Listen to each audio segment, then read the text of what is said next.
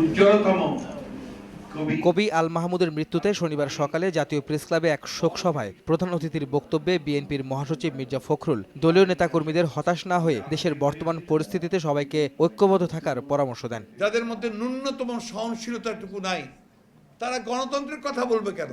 একটা আপনার ছদ্মবেশ ধারণ করে, মানুষকে বিভ্রান্ত করে, প্রতারণা করে আপনার একদলীয় শাসন ব্যবস্থা পুরোপুরি বসানো হচ্ছে। হতাশার প্রশ্নই উঠতে পারে না।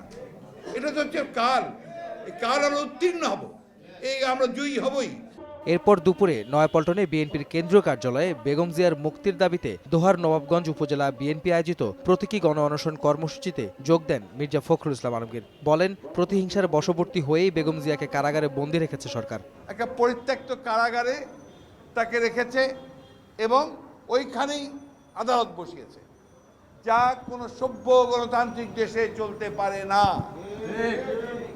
আমরা মনে করি এটা একটা ক্যামেরা ট্রায়াল হচ্ছে এবং তাকে জনগণের দৃষ্টির বাইরে তার এই মামলা চালানো হচ্ছে।